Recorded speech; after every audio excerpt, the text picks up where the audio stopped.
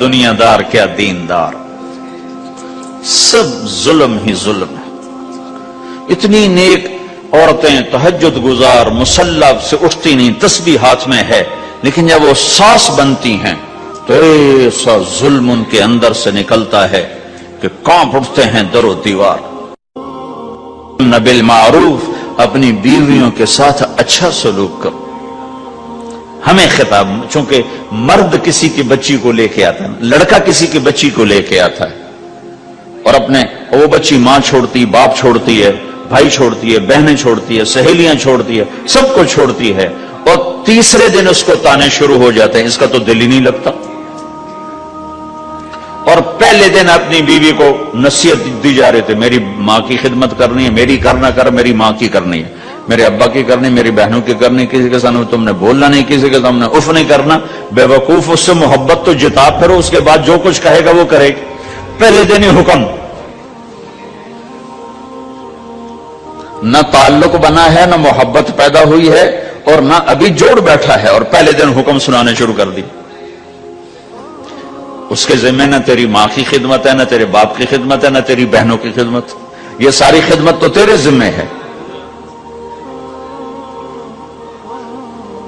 ہمارا سسرال کا معاشرہ بڑا ظالم ہے، لاکھوں میں کوئی ایک گھر بچا ہوا تو الگ بات ہے، ورنہ میں تو دنیا پھری ہے۔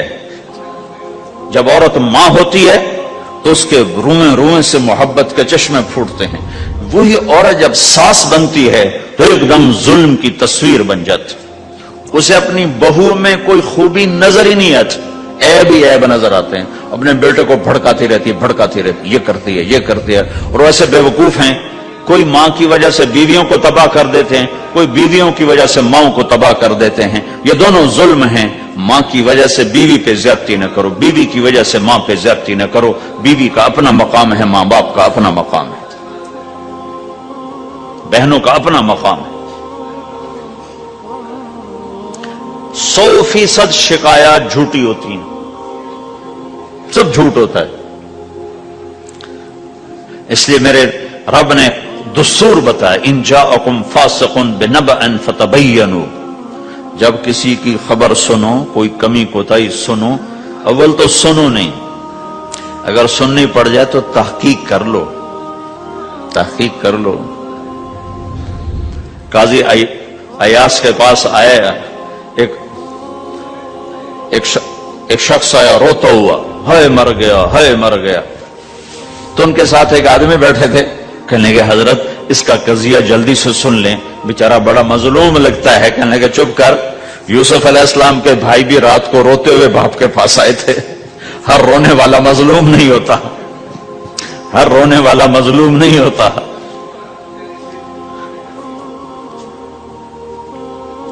اپنے گھروں کی فضا بناؤ، کمی سنو ہی نہیں۔ تمہاری بیوی ماں کی کمی بتانے لگے، کہنا مجھے نہ بتاؤ، تیری بڑی مہربانی۔ تمہاری ماں تمہاری بیوی کی کمی بتانے لگے کہ اماں مجھے نہ بتا، تیری بڑی مہربانی۔ گھر کی فضا ایسی بناؤ کہ کسی کی کمی کا تذکرہ نہ ہو، تو اللہ کی قسم تمہارا گھر جنت کا نمونہ بن جائے گا۔ یہ معاشرت کا دین بتا رہا ہوں، معاشرت کا دین۔ اپنی بیوی کی خوبیوں کی تعریف کرو، کمیوں پہ پردہ ڈالو۔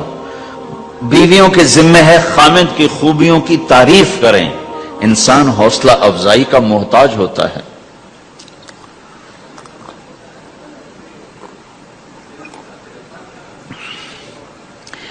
ایک بزرگ ہے اپنے کسی مرید کے گھر، تو وہاں انہوں نے کھانا کھایا، کھانا ان کو پسند آیا، کہنے لگے اپنی بیگم کو پردے میں بلاؤ۔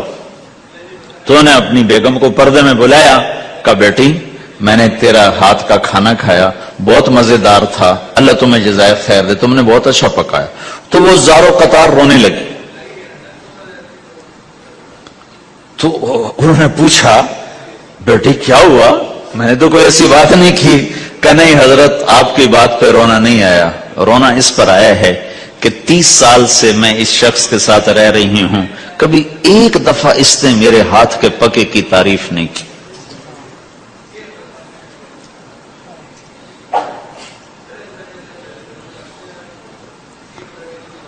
آپ گھر میں تشریف لائے, آپ نے پوچھا کوئی کھانے کو کچھ ہے؟ ام سلمہ رضی اللہ عنہ کا گھر.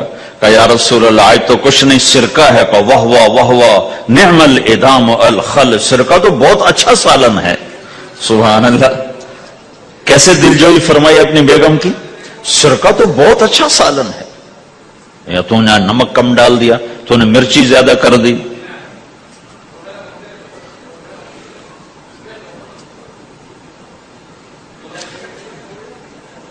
ہم رائمنڈ میں پڑھتے تھے نا, تو پکانا ہمارے ذمے ہوتا تھا, تو ہمیں پتا کہ پکاتے ہوئے کیا گزرتی. جب 2,000 آدمی کی روٹی ہم پکاتے تھے, 5 بوری آٹا گوندا ہے ہاتھوں سے, اور 10 من کھڑے ہو کے روٹی لگائی ہے.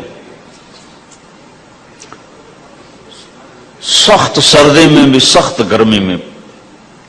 سردی میں جب رات کو آٹا گونتے تھے ہم, تو ہمارے ہاتھ ایسے اکڑ, تم تو سردی دیکھتے ہی نہیں ہو, ہاتھ ایسے اکڑ جاتے تھے. اور صبح 4 بجے اٹھ کے روٹی پکانا شروع کرتے تھے. 2,000 آدمی کی روٹی پکانی ہوتی تھی. تو اب کوئی آ کر کہتے انہیں کچی روٹی پکائی, تو جی دادا ایک تھپڑ اس کے منہ پہ مارے کہ 4 بجے کے ہم اٹھے ہوئے ہیں, پکا پکا برا حشر ہو گیا. کہتے کچی پکائی. بھائی صبر کر کے چپ کر کے کھا جا.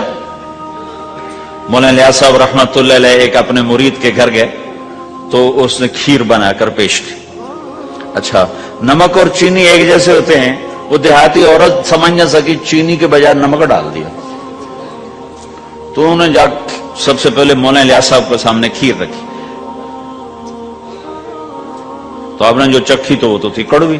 کہنے کہ بھائی واہ واہ واہ واہ واہ واہ, بڑی مزے کی کھیر, ساری لیا میں اکیلا کھاؤں گا, کسی کو نہیں کھانے دوں گا.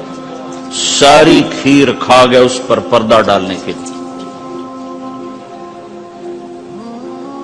وہ تو جب انہوں نے کہا مولانا الیاس کا بچا ہوا تھوڑا سا میں جب چکھا تو کڑوا گیا, ہائے مر گئی, یہ تو سارا نمک ڈالا ہوا تھا. ایک دفعہ ہماری جماعت چنیوٹ میں تھی, تو ہمارے ساتھیوں نے چائے بنائی, تو وہ اندھیرا سا تھا, تو چینی کے بجائے نا نمک ڈال دیا. اب دسترخوان پہ لے آئے, سب پی رہے. واللہ میں آنکھوں سے دیکھا بتا رہا ہوں, مولانا الیاس کا تو سنا بتا رہا ہوں, کسی ایک نے نہیں کہا کہ یہ کڑوی ہے. چپ کر کے پی رہے, چپ کر کے پی رہے, کسی ایک نے نہیں کہا. باہر ایک دیہاتی کھڑا تھا, تو میں نے اس کہا چاچا آتے نو چاہ پی ماما. وہ آ گیا, اس نے پہلا گھونٹ بھرا ہوا تھا کوڑی ہے, اس نے بانڈا پھوڑ دیا. پھر سارے ساتھی ہنس پڑے کہ چاچا ہم نے تو پردہ ڈالنے کی کوشش کی تھی خدمت والوں پر تو نہیں پردہ چاک کر دیا, بانڈا پھوڑ دیا. کیا خوبصورت تربیت. 8 سال ہم نے دیگیں پکائی ہیں اور روٹیاں پکائی ہیں رامن میں پڑھتے ہوئے. تو پکانے والا کتنا کھپتا ہے. مفتی زین العابدین صاحب رحمت اللہ علیہ ہمارے بزرگ تھے, بڑے نفیس, تو وہ روٹی بڑی نفیس کھاتے تھے. تو ان کے لیے مجھے فرمایا اس روٹی تو بنا.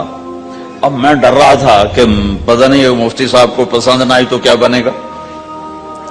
حوصلہ افزائی کتنی ضروری چیز. اب وہ میں روٹی ناشتے میں لا کے رکھی, اور اللہ کا فضل, اب تو خیر بھول بھلائیاں ہو گیا, ورنہ بہت نفیس روٹی میں بناتا تھا. ایک دفعہ میں گھر میں تھا, تو رمضان کا مہینہ تھا, تو کسی کی آنکھ نہیں کھلی, گرمیوں کا رمضان, تو میری آنکھ کھل گئی. تو سب سوئے پڑے, نوکر بھی گھر والے بھی. تو میں نے کسی کو نہیں اٹھایا, چپ کر کے جا کے پرات اٹھائی اور روٹیاں پکانی شروع کر دی. جب ساری روٹیاں پک گئیں, آخری پیڑا میرے ہاتھ میں تھا, تو میری بڑی بہن کی آنکھ کھل گئی. اس نے دیکھا تو میں روٹیاں پکا رہا, کو تیرا بھلا ہو جاوے, ایک ہی کیتا. میں کہا روز تم پکاتی ہو, آج میں پکا کے دے رہا ہوں, اس میں کیا ہے. تو میں نے روٹی پیش کی نا, تو مفتی صاحب نے 1-2 لقمے کھائے, تو میں وہ کھڑا سے کام بڑا, پتہ نہیں اب کیا ہوتا, کس نے پکائی ہے. میں نے کہا جی میں نے پکائی. ماشاءاللہ بہت اچھی پکائی. تو میرا دل اتنا بڑا ہو, حوصلہ افزائی کرنا, برائیوں کو. ہماری معاشرت کیا ہے, 100 खूबियों में से एक कमी को निकाल के पकड़ लेना और 100 पे काटा। 100 नजर नहीं आती, एक कमी को पकड़ के उसे उछाल रहे उछाल रहे उछाल रहे उछाल रहे उछाल रहे।